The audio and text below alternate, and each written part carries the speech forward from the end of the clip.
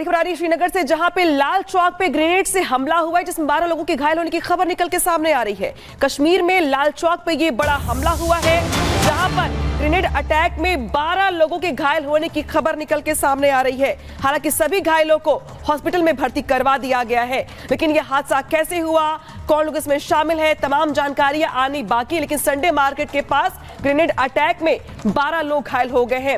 रविवार का दिन और आमतौर पर यह चहल पहल वाला इलाका है जहां पे आमतौर पे लोग खरीदारी करने के लिए संडे मार्केट में आते हैं और उसी वक्त ग्रेनेड अटैक हुआ और इस अटैक में 12 लोग घायल हो गए।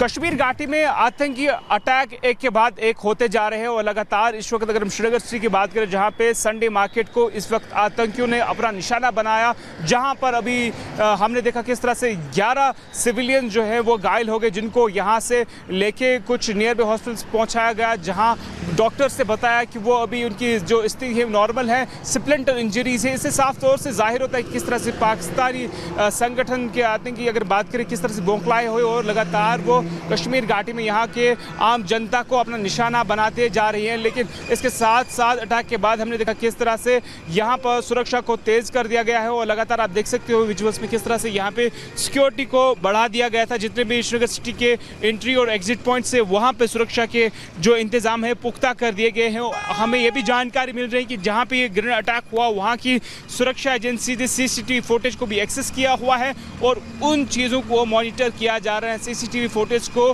फिल्टर किया जा रहा है अलग अलग सुरक्षा एजेंसीज की जानिब से। हमने कल ही देखा किस तरह से साउथ कश्मीर के अंदर एक मुठभेड़ देखने को मिली जहां पे बड़े 2 आतंकी जो है मार दिए गए। उसके बाद श्रीनगर सिटी की जहां बात करें यहां पर भी एक आतंकी को मार दिया। कुल मिलाकर भी कोऑर्डिनेटेड सर्च ऑपरेशन पूरे श्रीनगर सिटी में चल रहा है। और बढ़कर आ रही है जहां पे श्रीनगर में ग्रेनेड अटैक के बाद एक्शन में LG आ गए। मनोज सिन्हा की ओर से बड़ा बयान दिया गया है। जम्मू कश्मीर LG से उन्होंने बातचीत भी की है और LG ने DGP से बातचीत करके पूरे हालात का जायजा लिया है, जानकारी ली है। साथ ही ये भी कहा है कि आतंकियों के मंसूबे सफल नहीं होने देंगे, नागरिकों को निशाना बनाना कायरता है, आतंकियों को किसी कीमत पर नहीं बख्शेंगे, आतंक को कुचलने के लिए पूरी छूट दी गई है। LG ने यह भी कहा है और यह भी कहा है कि सेना सुरक्षा बलों को पूरी छूट है, लेकिन नागरिकों को निशाना बनाना यहां पर कायरता है। बड़ा बयान यहां पर दिया गया है। और बड़ी खबर एक और आ रही है जहां पर श्रीनगर में ग्रेनेड अटैक के बाद एक्शन में सेना के अधिकारियों ने हालात का जायजा लिया है। इलाके की घेराबंदी कर सर्च ऑपरेशन जारी है। FSL की टीम ने घटनास्थल पर जाकर सबूत जुटाए हैं। तो देखिए जिस तरीके से LG मनोज सिन्हा ने DGP से बात की है, उधर सेना के जो अधिकारी हैं उनकी ओर से सक्रियता बढ़ गई है। पूरे इलाके की घेराबंदी कर सर्च ऑपरेशन तेज कर दिया गया है। FSL की टीम भी यहां पर मौके पर पहुंच गई है और सबूत यहां पे जुटाए जा रहे हैं। तो देखिए जिस तरीके से बड़ा हमला हुआ है, इस हमले के बाद अब सेना भी यहां पे सक्रिय हो गई है। खुद मनोज सिन्हा ने DGP से बात की है और बातचीत करके पूरे इलाके को लेकर जानकारी हासिल की है। साथ ही ये भी कहा है कि जिस तरीके से कायराना हरकत यहां पे की गई है वो मंजूर नहीं है और यहां पे बख्शा नहीं जाएगा, आतंक को कुचलने की पूरी छूट दी गई है। यह भी मनोज सिन्हा की ओर से कहा गया है। 12 लोग पूरे हादसे में घायल हो गए हैं, सभी को हॉस्पिटल में भर्ती करवाया गया है। लेकिन अटैक के बाद अब जो सेना के अधिकारी हैं वो यहां पर सक्रिय हो गए क्योंकि FSL की टीम मौके पर पहुंची है और तमाम आला अधिकारियों ने यहां पे हालात का जायजा लिया है और पूरे इलाके की घेराबंदी कर सर्च ऑपरेशन को तेज कर दिया गया है। यानी कि अगर कोई वहां पे मौजूद था, कोई आतंकी वहां मौजूद था तो उसके बाद पूरे इलाके में सर्च ऑपरेशन चलाया जा रहा है। हमने ये देखा भी है, हमने देखा भी है यहाँ पे कि जिस तरीके से यहाँ पर अगर बात करें तो बीते कुछ दिनों में जिस तरीके से घटनाएं यहाँ पर बढ़ी हैं। अब यहाँ पे बता दें आपको कि कल जिस तरीके से 2 आतंकियों को यहाँ पे सेना ने ढेर भी किया था, एक में से शख्स था उस्मान और एक शख्स और भी था जिसको यहाँ पे कल सुरक्षा बलों ने ढेर कर दिया था। और ये वो 2 आतंकी वही हैं जिन्होंने बीते कुछ दिनों में जिस तरीके से घाटी में टारगेट किलिंग हुई हो या फिर आतंकवादी घटनाएं हुई हो उसमें ये दोनों आतंकी शामिल थे। लिहाजा सुरक्षा बलों की ओर से कल इनको ढेर कर दिया गया है। रिपोर्ट दिखाते हैं आपको।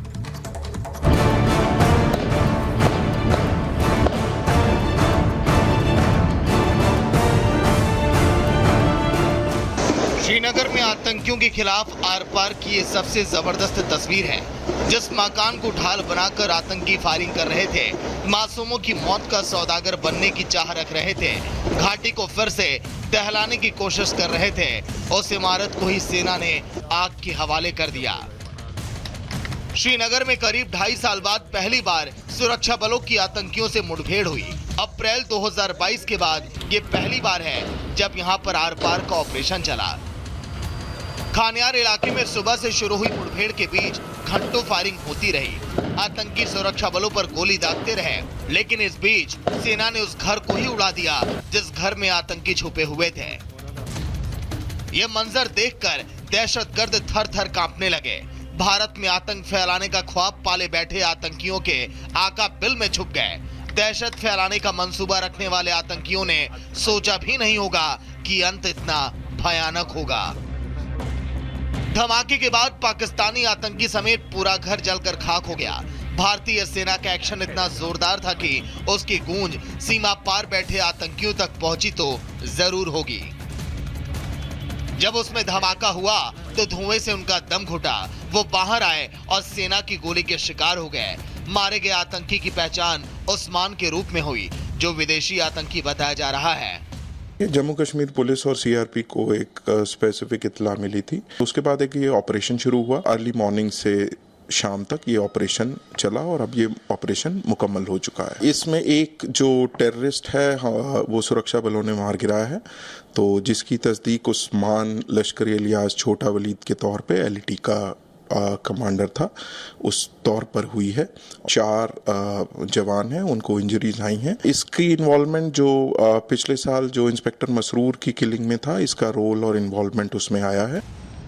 उधर अनंतनाग में भी सुरक्षा बलों ने पाकिस्तान परस्त आतंकियों को मुंहतोड़ जवाब दिया और उनके नापाक साजिश को नाकाम कर दिया। सेना ने कोकरनाग घेराबंदी कर 2 आतंकियों को जहन्नुम पहुंचा दिया।